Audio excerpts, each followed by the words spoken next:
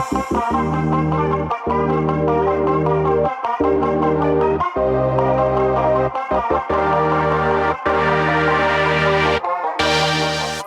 and welcome to my new series. My name is Ishan and this is a series about coding. It's called Let's Code, and what I had in mind is we just spend 1 hour or 2 hours to code some simple stuff. I don't know how this will be received, so not sure if I want to continue to do this or let's see. For the beginning of the series, I had in mind to code something gaming related, since this is a video game Let's Play channel. And what's simpler than Minesweeper? Yes, the classic Minesweeper game.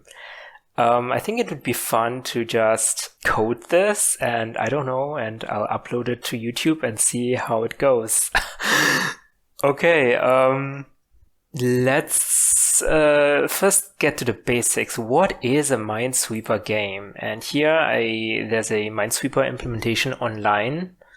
It's basically a two-dimensional board with fields on it, and the user can click on any field, and either there's a mine or it reveals a number. The number indicates how many mines are in the 8 surrounding fields there are. So it says 2. This means out of this 8 fields, neighboring fields, 2 of them are mines, and I should not click on them, because if I click on a mine, I'll lose. All right. Yeah, see, I clicked on a mine and I lost. Okay. Basically, that is it. And for example, it says 3. This means out of all the 8 surrounding fields, there are 3 mines, and only 3 are unopened, so to say. So we can infer that these unopened fields are definitely mines, and the player can flag them with a flag to let the program know, oh, there's a mine underneath the field. The player already knows. And for example, this 2 now has 8 surrounding fields. Most of them are open. And there are 2 flags on the 3 surrounded closed fields. So if I click on a 2, the program knows immediately, oh, the player already knows where the mines are, so I can open up the remaining blocks without any risk to the player. Yeah, that's it. So we can flag and unflag, and we can open fields. And this is something we wanna code today, basically. And the programming language we're gonna use is Rust. We are gonna use web technology to make the front end as well. So we will be compiling our Rust program into wasm and then use HTML and JavaScript to show it to the screen. Okay, if you don't know what any of this means, don't worry. Disclaimer, this is not a tutorial. I'm not gonna explain everything I'm gonna do here.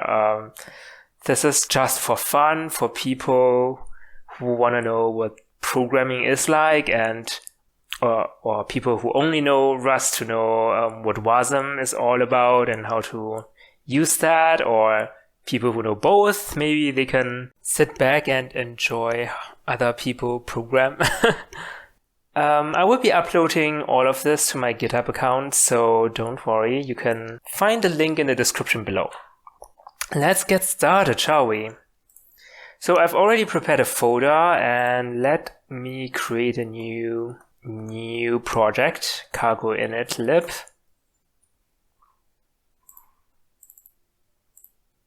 Let's remove the test code. Let us first implement the logic without any regards to wasm. So what we need is like a struct called Minesweeper, where it holds all the game logic inside. So what do we actually need for the game logic? We need the size of the board first and foremost. Let's do that. Let's have a field called width and height. We also need to keep track of which fields are open and which fields are closed. So let me do this by adding a field called open fields. We'll use a hash set for that. And we will have tuples inside the hash set. Let's define a special type alias for our tuple. Let's call it position. It's just the x and y coordinates of the position or of the field. Simply use position instead of writing out a tuple. What else do we need? We also need to define where the mines are. So let me add a field called mines, which is also a hash set. It's probably a bad idea to use hash set because it is adding an overhead. We need to hash everything we need to put in or get out. For this little data, I think just a simple list or vector is enough, but for convenience sake, let's just use hash set. Performance is not our main goal here. And also we need to specify, the user can specify flags, so we need to know where the flags are. Let's say flagged fields.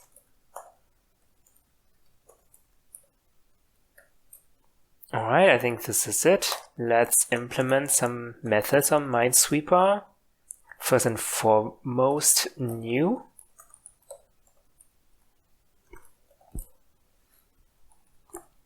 And we want, of course, to know the size of the new board. And we can construct something like this.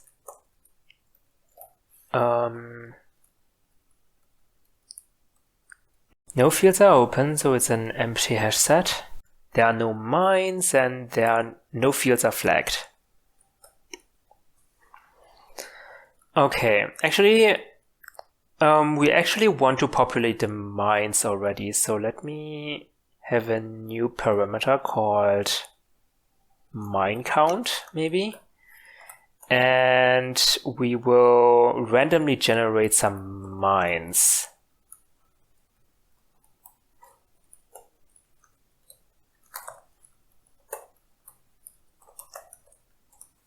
Okay, so we need to insert some mines here, randomly generating it. Unfortunately, there's no random number generator in the standard library, so we need to find something on our own. So I think the most popular library would be rand. Let's just get this dependency.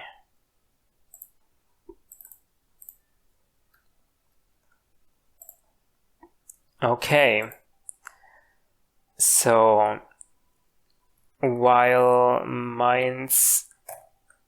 there isn't enough mines, we will insert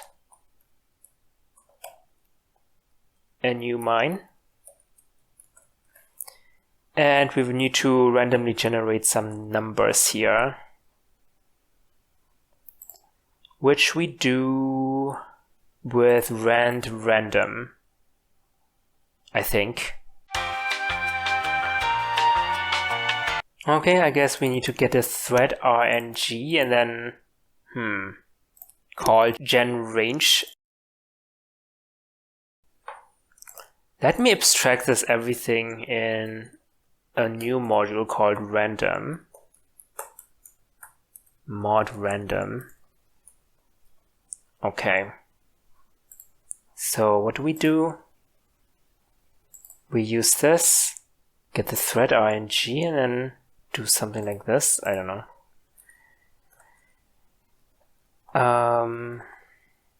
Pub test. Function test.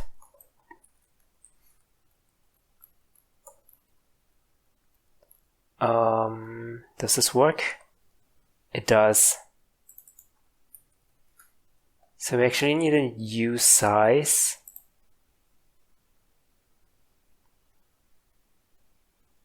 Sample range. Let me just make this public and call this random range, and then we get a minimum number and a maximum. And we will simply return, we will call ing.getRange.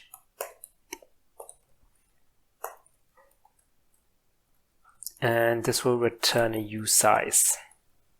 All right, well, now, okay, let's do random range. Min is 0, max is width.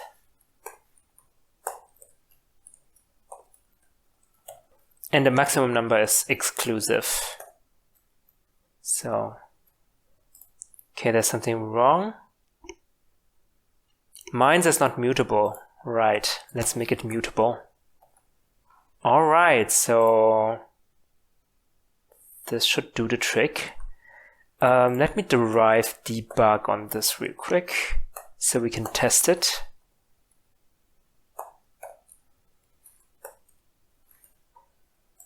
Let's test it in a test. Test. Let ms equals Minesweeper new. And then print line, we want a debug print of ms.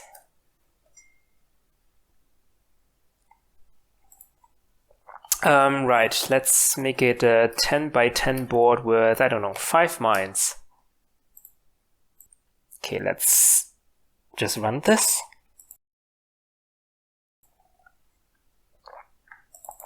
You can see 10 by 10, open fields is empty, flat fields is empty, and mines, there are 5 random mines in it. Great. That worked. Let's make this also public. Alright.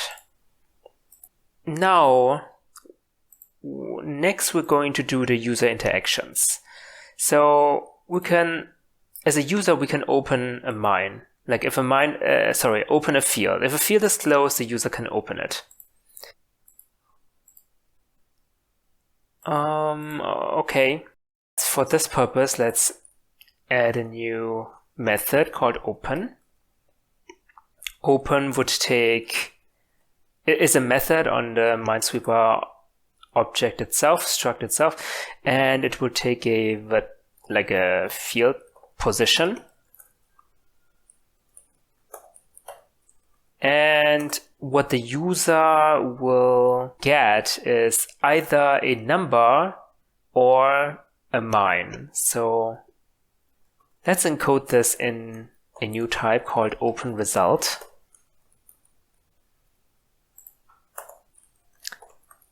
Let's define open result. So either it's a mine and the player lost, or no mine and we get the number. Since there are only 8, a field only has 8 neighbors maximum, so we don't actually need to use uSize. We can simply use U8 because there are only 8 neighbors. We don't need to reserve that much space for this information.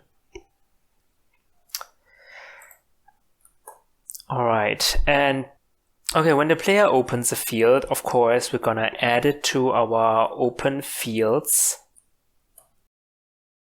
Insert position.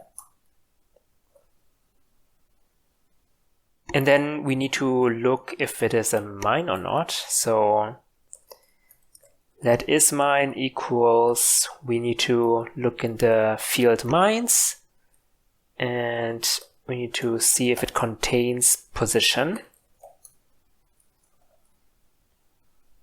So if is mine, then we will return open result mine. Otherwise, we will return open result, no mine.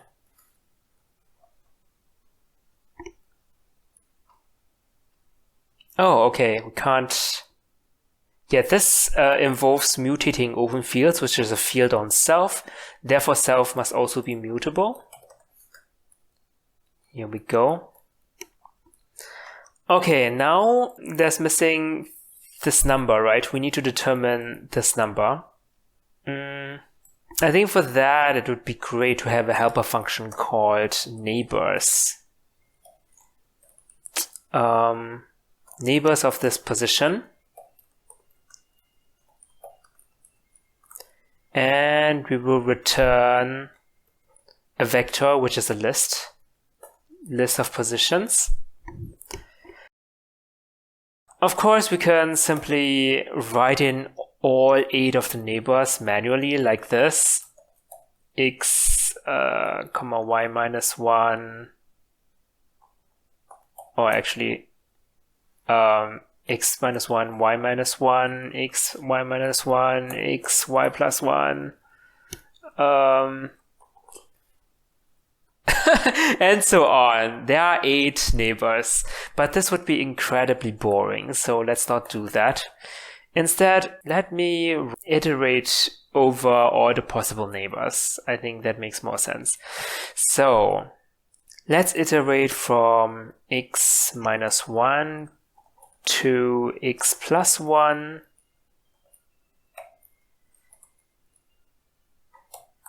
And then we need to iterate from y minus 1 till y plus 1. And get ij. Collect into a vector.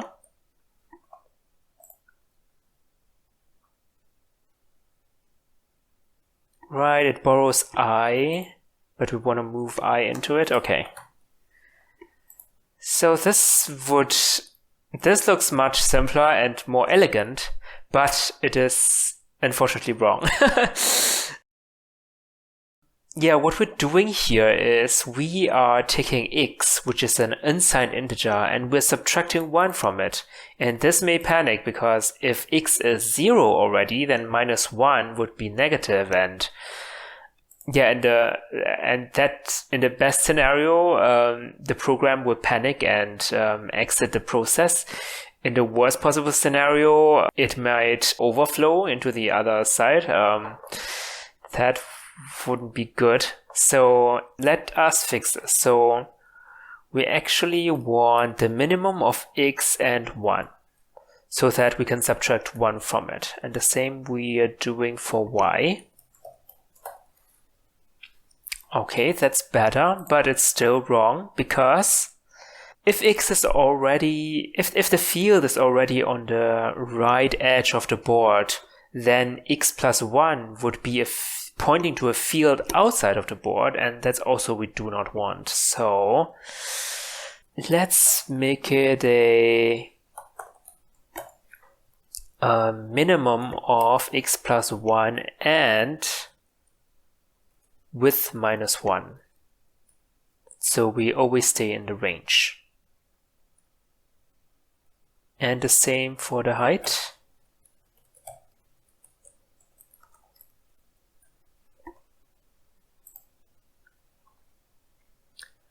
Okay, and instead of collecting it into a list, into a vector, we can simply return the iterator instead to save some memory.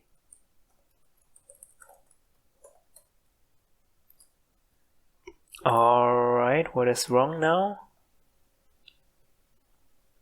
We are borrowing y, we want to move y into that.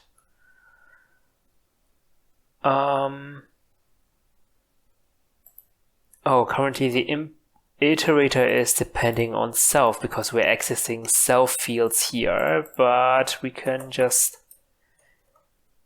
fix this by binding the width and height to variables. which is fine because we can't change width and height anyway, or we don't plan to change them. All right. This still has the problem that inside this iterator we also go through x, y, so we need to exclude it. So let me just filter it out. We want to filter, we want to get all the position that is not our input position. Here we go. No? Yes, we wanna move it into the closure. Yes. Okay. Then we need a counting function.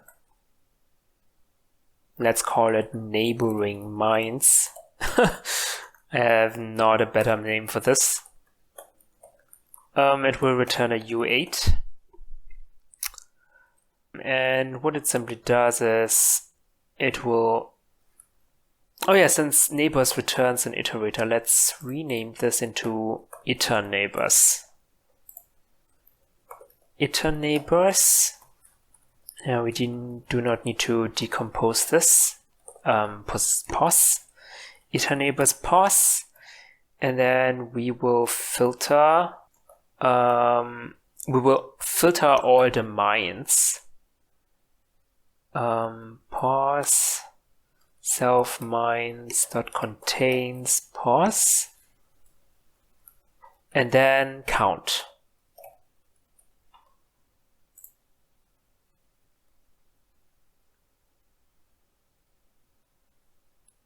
Alright, count will get me a U size, but let's cast it to an U8 because we can. We know it's only 8. It's the maximum number would be 8, so we are fine. Let's test this out, what we wrote. And for that, we're gonna need a string representation for Minesweeper so we can print it out on the console. For that purpose, let's implement display.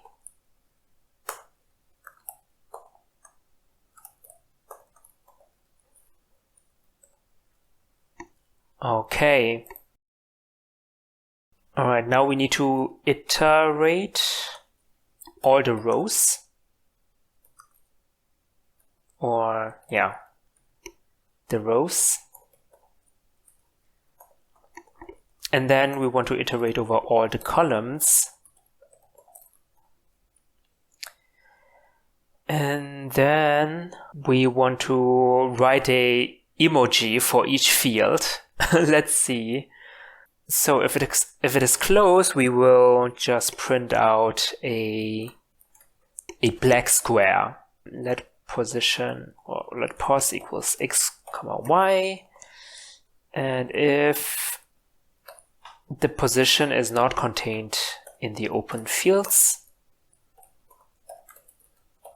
which means it is closed, we will write something. I don't know, is a emoji a character? Let's see. I already have the squares. Let's print a purple square because they look nice. This will return a result, so let's catch that. Actually, let's write a string slice. Then it's definitely working. Now for each row we will also write a new line.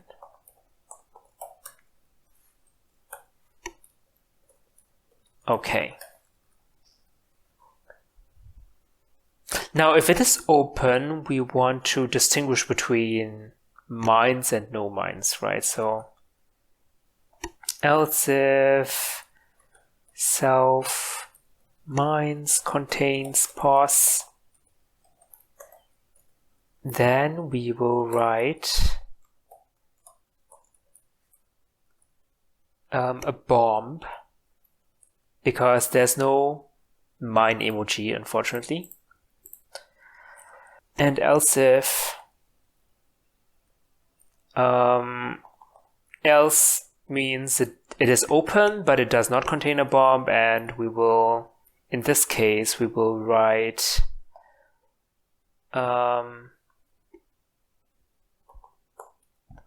let's use the write macro for this one. Write f. We want to write the number of mines, neighboring mines. So let's get that, neighboring mines of pos.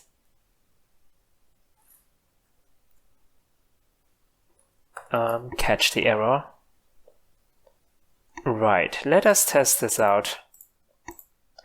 Yeah, we don't need debug anymore, and we can call open 55, for example.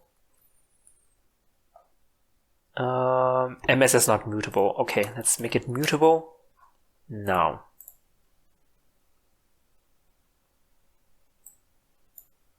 Okay, perfect. Well, nearly. It's not that great formatted. Yeah, let's add the spaces so it's aligned in the console. Yeah, wonderful. Let's try again. Now it's a different number because we randomized that. Whoa, 4 mines. All right. Great. Now we haven't touched on the subject of flags.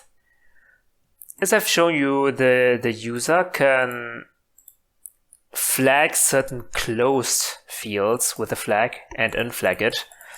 So it's more like a toggle flag feature. Let's implement this next. Let's call it toggle flag. It will mutate self and input as a position.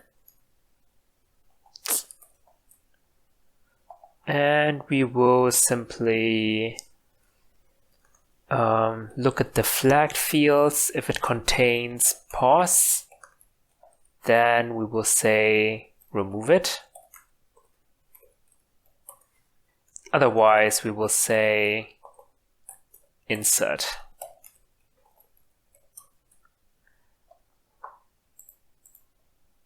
All right, let's do that as well. Let's toggle flag 66. And of course, we need to change this code to reflect that whether it is flagged or not. We can only flag on closed fields, so let me also add this condition as well. If open fields already contains pos, we will return and do nothing. And we cannot open flagged fields. Let's code this in the open method. So if self flagged fields contains pos, then we will return. We can't return anything, right?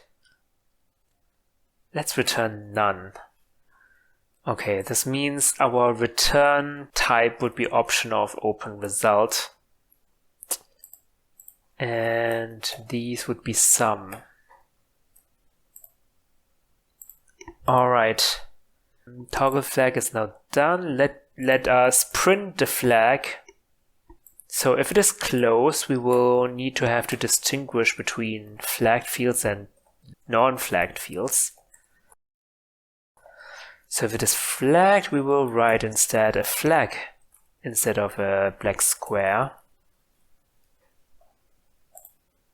Here we go, and otherwise we will use a purple square. Okay, let's try this. Works like a charm. And we can try open 6.6, but it should not happen. It is still flagged, which means it is not opened. Great. I think this code is already enough to play. So yeah, let's write the front end then. Let's write the UI. Okay, before we do that, let me add a new folder called Minesweeper and move our existing code into there.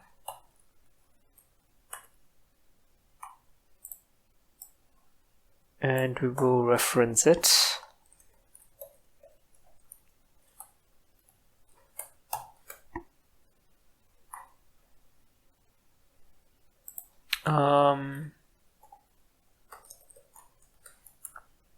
Change the import paths. All right.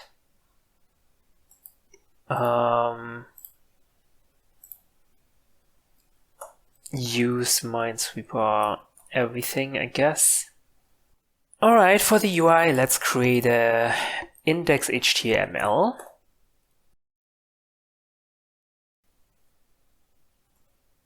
Sample, okay. Let's call it Minesweeper. We do not have any style sheets. There are no scripts. Okay, let's create a div. Our container. Let's give it a root ID.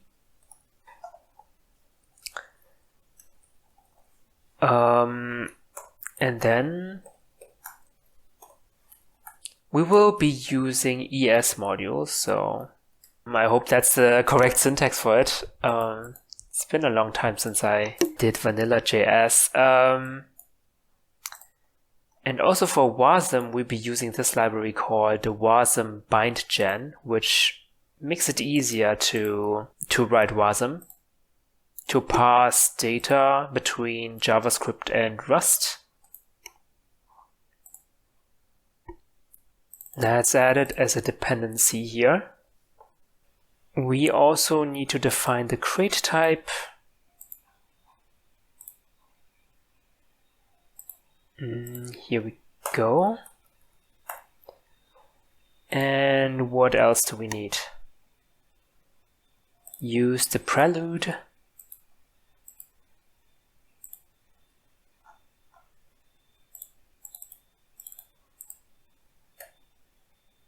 That should be it for the preparations. And yeah, let's just try their sample code, see if it works.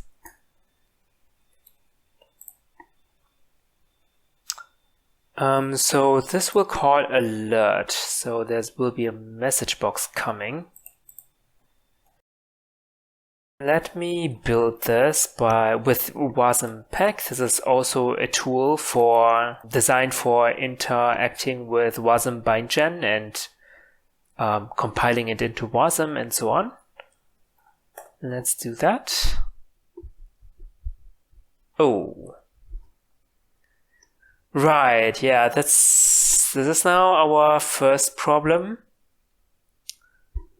Rand does not work with wasm, the library we use for generating random numbers. So I think we need to do something very special for it to work. Let me just find out what we need.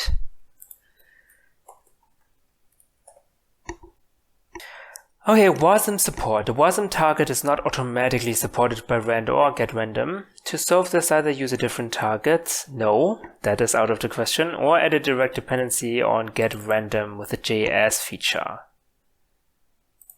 Okay, let's add the getRandom dependency then.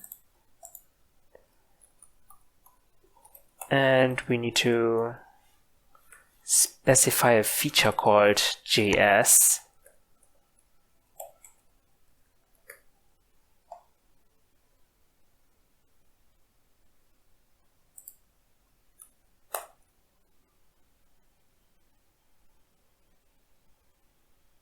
Now fingers crossed.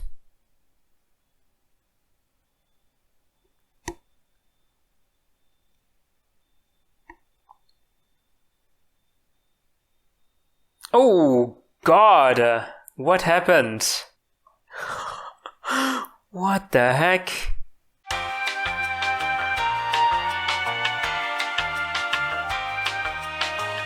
Okay, I don't know what is wrong, so let me just remove get random again. So I think what we need to do is, if we are in wasm case, we want to ignore, we want to not use rand, but to use something else. Okay. Let me look how to do that. I think we need to look for target family, wasm.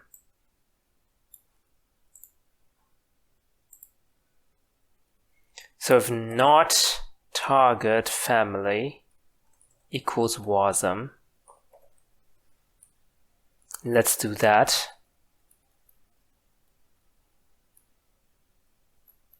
And otherwise,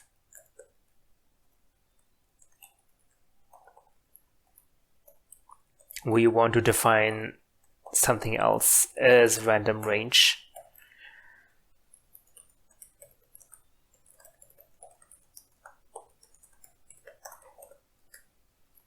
Okay. And what we can do is just use JavaScript's random number generator. That should suffice for our case. So let's do that. It is called math.random.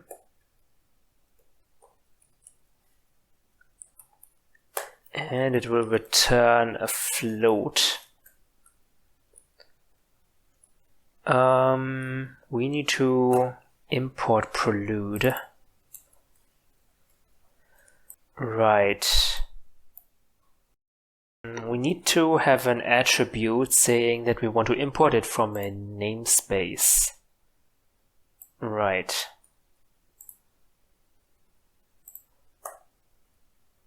Namespace would be math.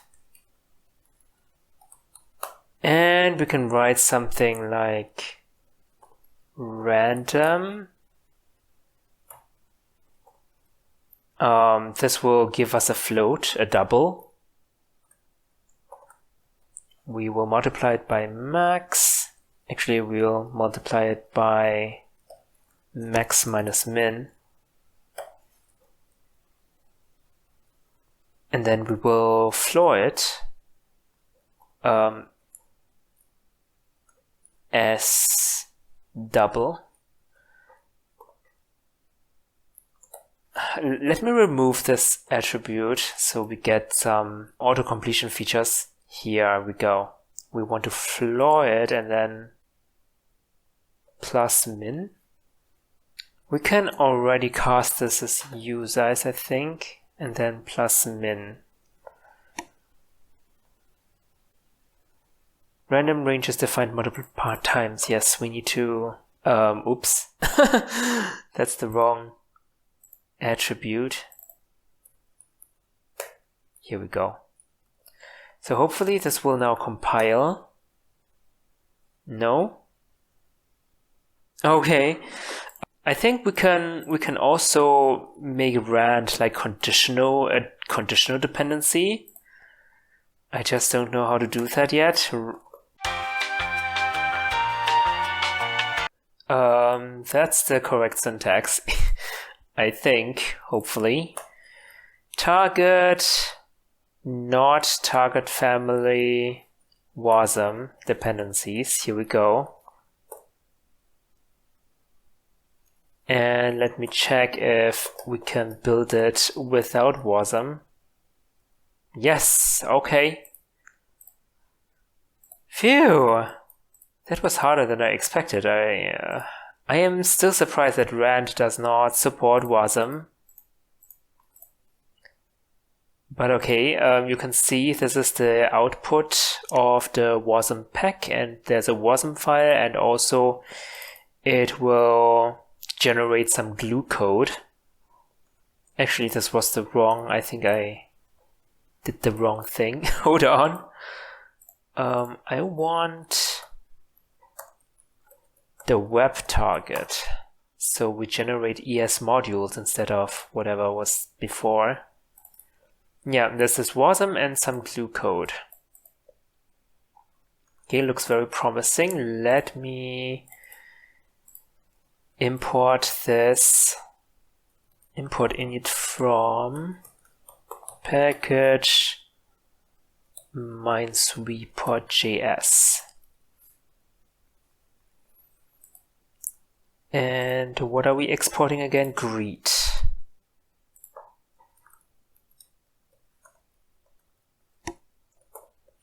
Init is a promise and async function.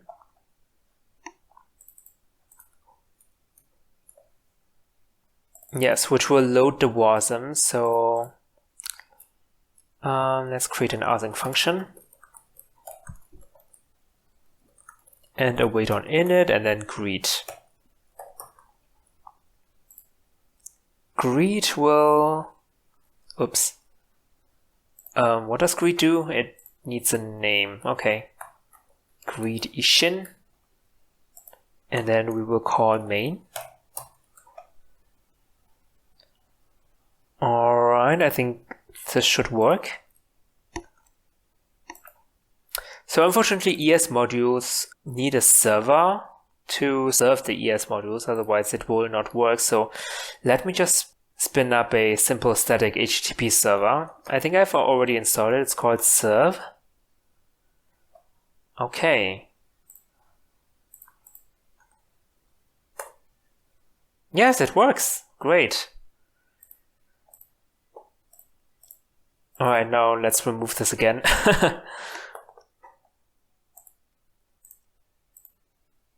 So we need to export a function that returns us the string representation of our Minesweeper, right? So let's call this get state.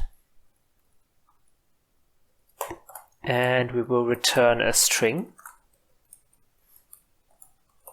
And yeah, let's create a new Minesweeper. 10, 10, 5, and then we will return toString. So toString works because we implemented the display trait.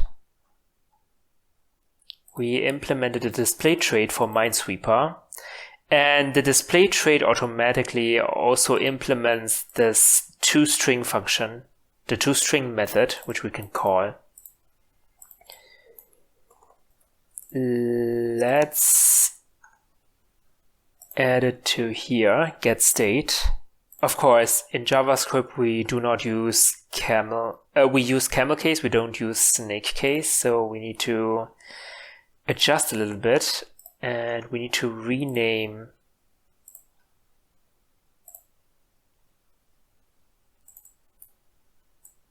the method so it looks nice. That's important.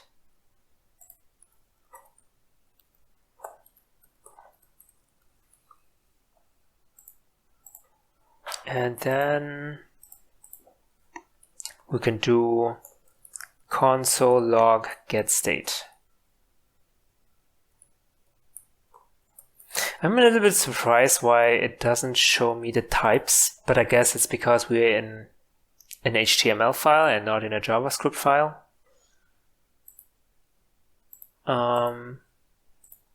But we should be able to work with this.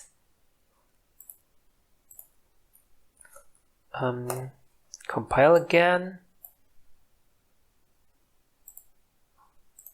And we should be seeing the Minesweeper state in the console. Lovely. Now let's make it a little bit nicer. Instead of just showing it in the console, we want to actually show it in the body of the HTML. For this purpose, let's create a new function called render, and it will take the state as, oh, there are no types, it's not TypeScript. It will take the state as a string, and we will find the root container,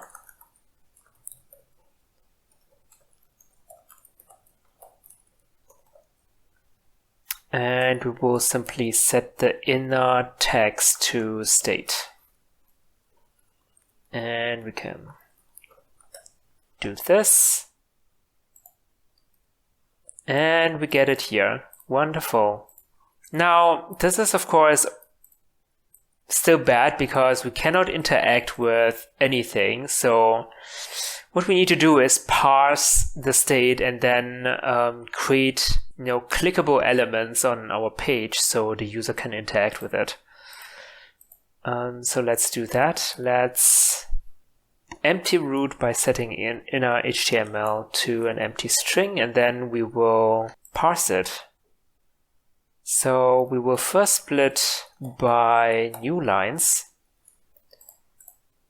and then we have rows, which we will trim, and then also split by white space.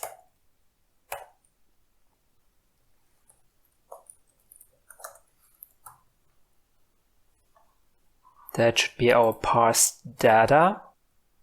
Now let y equals 0, y smaller than data length, y plus plus. Let's have two for loops, one iterating over all the rows and one to iterate all the columns. And we want to create an anchor. So element equals document create element, an anchor, element href equals hash, element inner text should be data yx.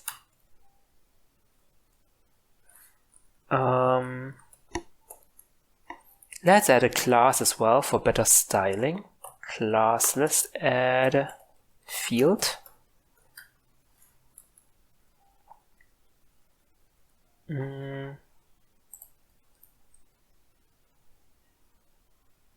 Oops. Did that not work?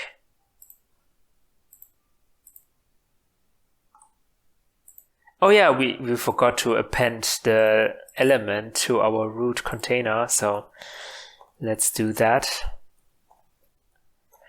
Okay, append child element. This should work. Yes. Let's add a style sheet just to make it look nicer. We don't want text decoration. So let's get rid of that. And maybe make the font bigger. Font size 200%. Make it a sans serif font. Okay.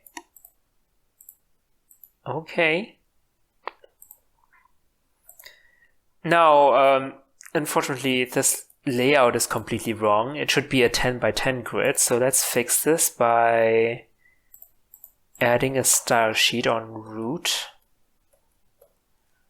Let's make it a grid. And add grid template. And yeah, I need to look up the syntax of the template. Rows first, slash, and then the columns. Okay.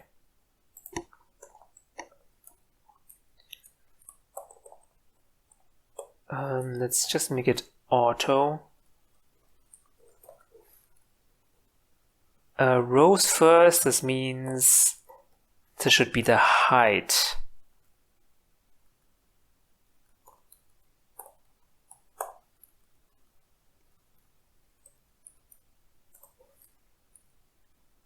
And this should be the width.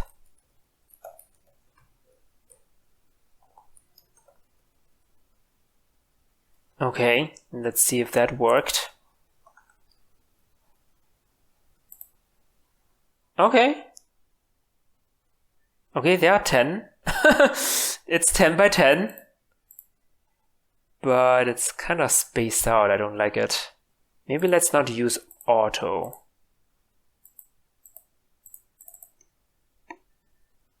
Or maybe use inline grid. That would make sense, I think. Yeah.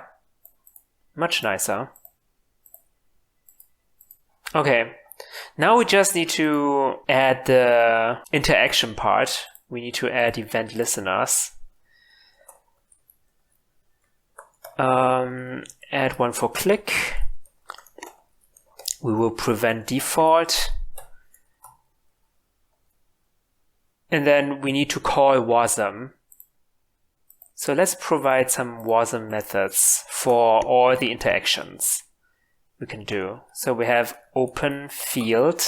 Oh yeah, wasm functions cannot have anything other than numbers as their input parameters and strings. So tuples is also difficult. So I will split the tuple into x and y components. And then provide the binding. And in the HTML, we will add this open field x, y. Yeah, now there's a dilemma because right now we are defining our Minesweeper object in the getState function, which is of course bad. So we need to define it somewhere where both getState and openField can have access to, and it should be like a global object where everyone has access to. So let's do that. Let's create a new static variable called Minesweeper. Let's hardcode the things first. And for statics, we need to also define the type. Yeah, and now it says, can I call non-const function? This is, I think, a limitation. Don't ask me, but we can simply use a thread local static variable. It's fine because wasm is only one thread anyway, so it's all good. Now we can use Minesweeper, and then we need to do some unpacking first.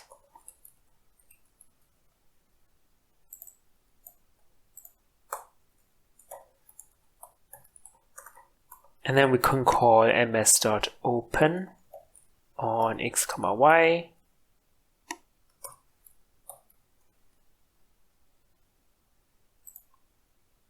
Oh, okay, yeah. Now we need to mutate ms, but it is not mutable, defined here.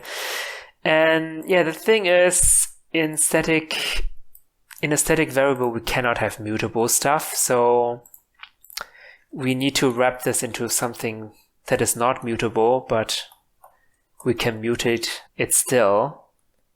And that is a ref cell to introduce interior, so-called interior mutability.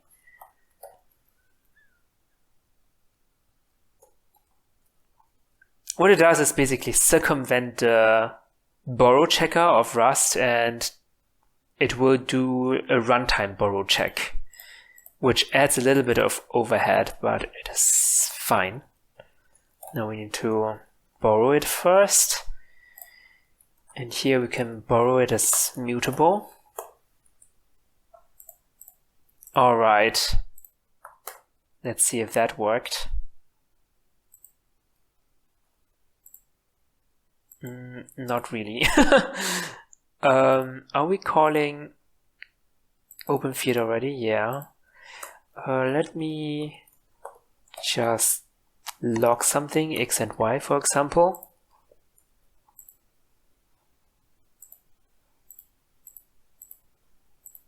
It should be working.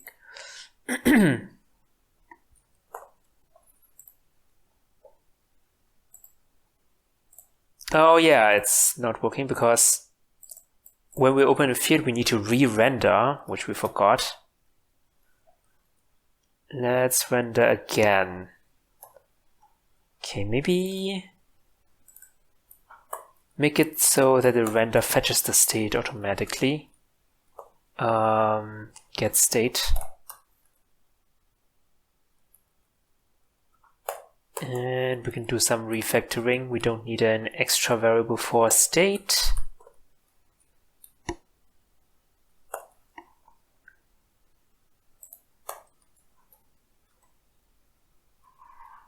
All right. Yes, it works. Okay, this looks kind of bad, so let's let's add an alignment center.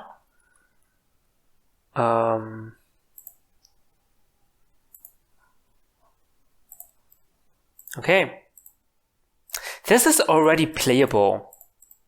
Okay, 0 means we can open up all the neighboring fields. Oh, wait, that is wrong. How is this 0? I mean, there's one mine. Wait, what? Wait, what? Okay, so there's a bug here somewhere. Let's find it. Maybe in the inter neighbors. What am I doing?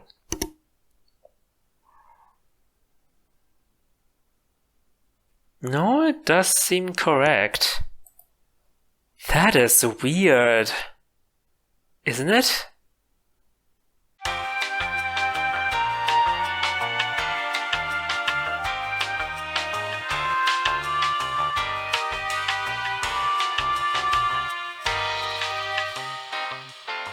Yeah, there's a bug in the iter neighbors function. It has to be x max 1, because if x is 0, I want it to be 1, so we can -1 on it. Yeah, and this is all correct. I think we found it. We found the bug. Yeah. Okay, let's try this again. Okay, 0 means there are no mines whatsoever. Wow, a lot of 0. But no wonder, we have 100 fields, but only 4 or 5 mines. This is all correct, yeah. Now it's correct. Let me just open all the fields to see if they are all correct.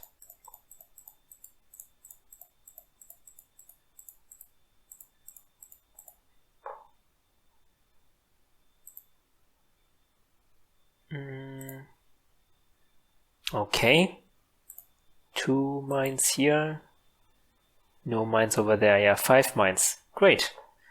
Now you can see we have still some layout problems, so maybe I'll add a width and height to that. 1 rem, is it enough? No, it's not. It's not. maybe 1.5. Make the line height also 1.5 rem. Okay, wow. I think this has to be HTML, right? Alright, okay. Now this looks better. Let's do this, and this should look very nice. Nice! Alright! Okay, this is already playable. Some improvements has to be made. For example, when the player clicks on a mine, it should be game over for them, but right now I can click on anything else really until everything is open. So let's implement that. For this purpose, let's add a new field called lost. It's called bool. And lost is of course false in the beginning.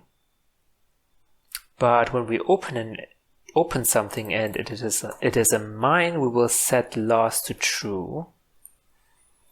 And if lost is true, it means we cannot open any more mines. So if self lost or it is flagged, we will do nothing.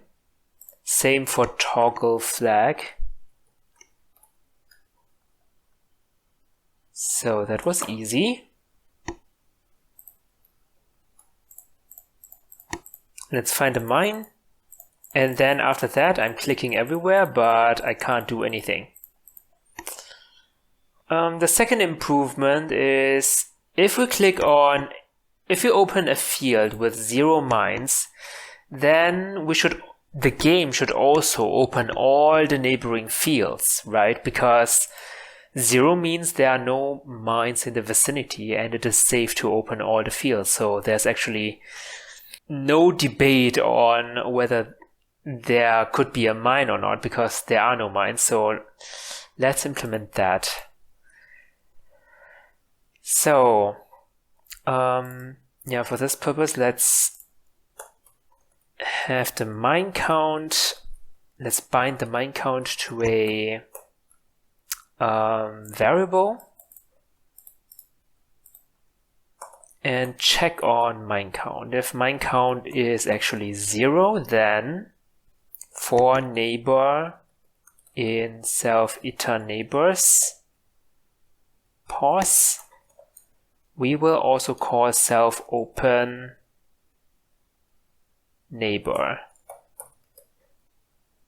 Yeah, so this is like a recursive call to open, and it will recursively open all the neighbors that have no mines in the neighborhood. The only problem is right now this would be an infinite loop because we do not have a guard in place. So I think what we need to add here is if self.open fields contains pause, then we will also not continue.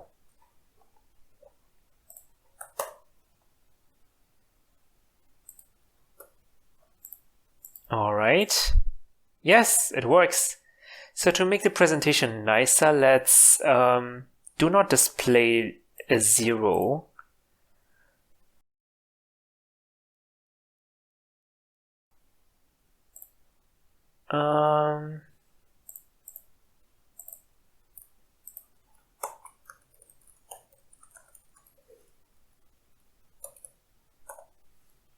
If mine count is actually 0,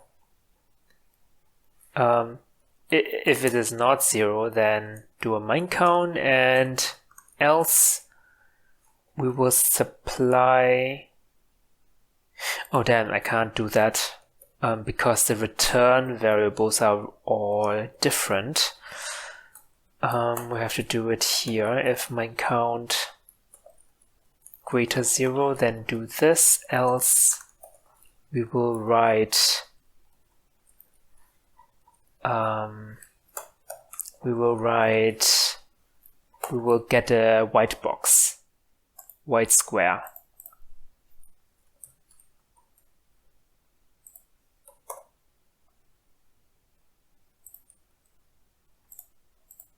All right, this looks much nicer, and we can now complete it. Yeah, we've won. Okay, to make it more challenging, let's add more mines to it. 5 mines is a little bit too little, maybe 15.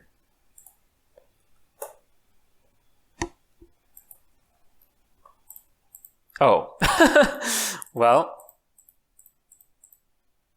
Oh, okay. So if we click on a mine, open a mine, then I think we should also display all the other mines.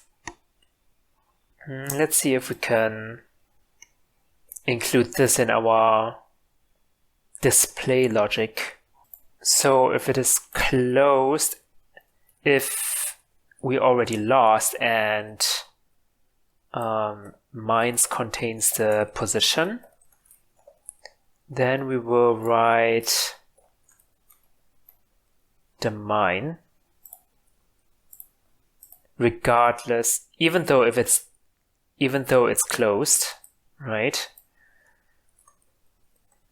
Also, if we're still showing up the flags and this, yeah.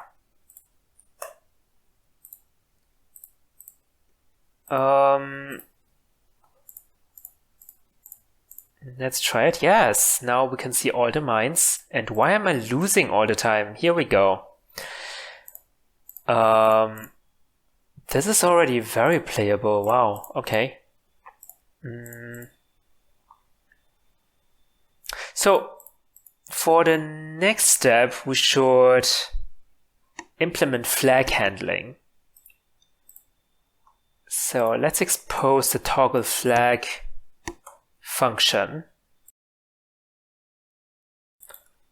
Let's name it toggle flag,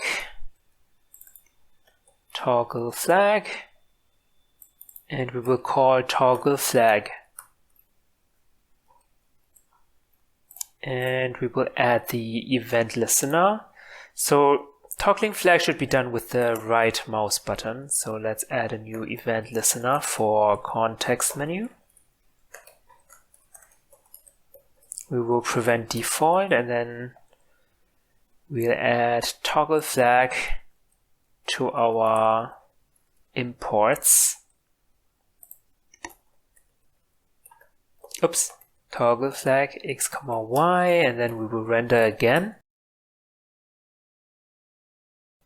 Let's see if it works already. No.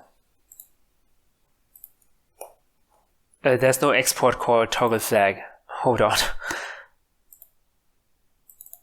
Did I compile? Maybe not. Here we go. Alright, nice, we can toggle flags now. And on open fields we cannot toggle anything. Oh. Oops, that was my fault. That was a bad flag. Oh wow, why am I so lucky? Here we go. So the next improvement that I talked about in the very beginning was, for example, this one. We already flagged this field, so we already know the mine is definitely in this field. So all the other neighboring fields should be safe to open. And the game should also encourage this. So if I click on an open field and there's already the right amount of flags flagged in its neighbors, then it should open all the other neighbors. Yeah, let's do that. And for that we need to look at our open logic again. If we open an already open field, we will just return none. But we can do something better. Let me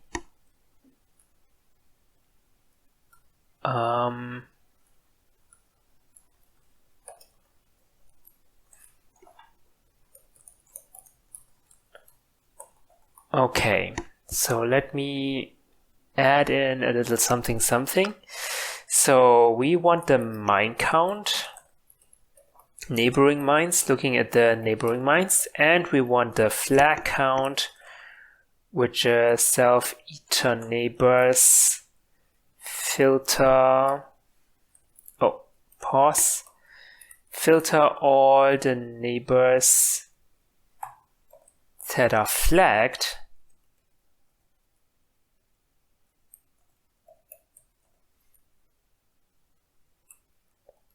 and we will count it.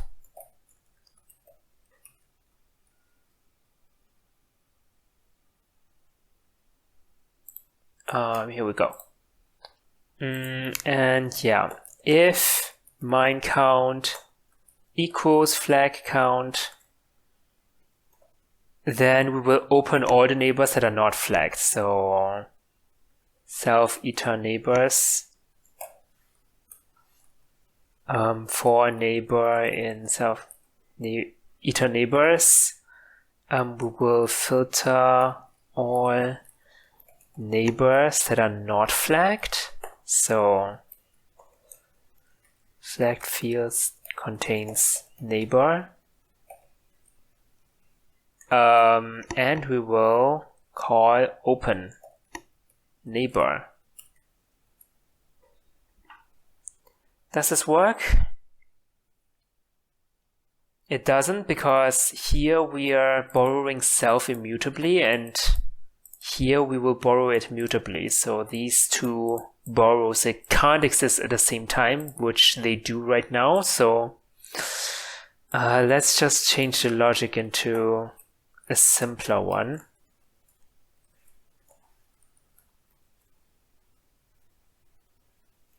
So this should do. All right.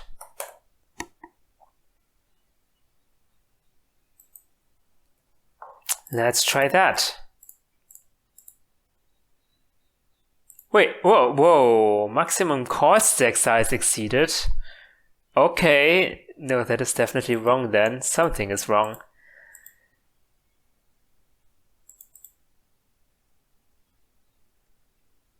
I highly suspect that the maximum call stack exceeded because of some bad interactions between this piece of logic and our automatic opening logic of this one. So I think I would also need to check if these have already been opened or not. So we will only open those which are not open yet. I hope this will avoid the infinite loop that we are experiencing right now. Okay, looks good. All right, let's try it. Not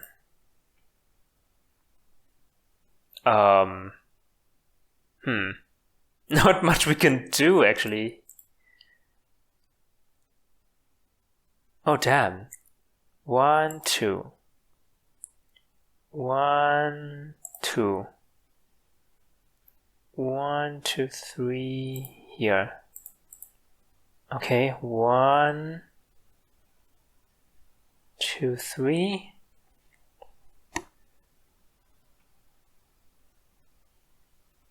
One, two. Holy crap, this is hard. Okay. We can open at least this part. 1, 2. Oh, okay, this still does not work. I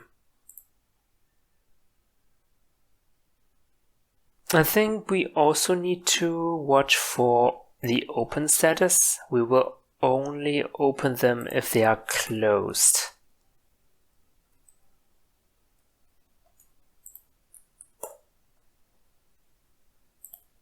Hopefully this will help. Looking good. So if I click on this, yes, it should open that. Wonderful. 6 mines, holy crap. Wow, this is really fun to play now. Because of all the UX we've invested. Nice! Great! I'm very proud of myself. How long did we take? I don't know. I don't want to know.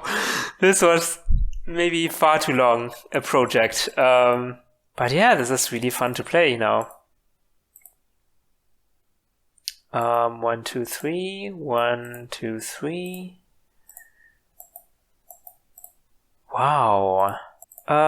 So yeah, let me know in the comments what you thought of the series. I think we can end it here on a high note. Of course, this can be improved further. For example, when a player manages to find all the mines, there should be like a "you win" or something in the middle of the screen. What else can be improved? You can add sound effects or visual effects. Animations, the options are limitless basically. They're still missing a new game button. Whenever we want to start a new game right now, we would need to reload the browser window. So that can be improved. And yeah, thanks for watching till the end, and I hope you learned something or you had fun. I hope it was worth it for you to watch it. Yeah, not quite sure if I wanna continue the series or what. Not sure what the next project could be in Let's Code. Yeah, let's see. It was fun for me, and I think I also learned something today, even though I didn't plan on learning anything, but I did learn something. Yeah, with this, I just say goodbye and hope to see you next time. Bye!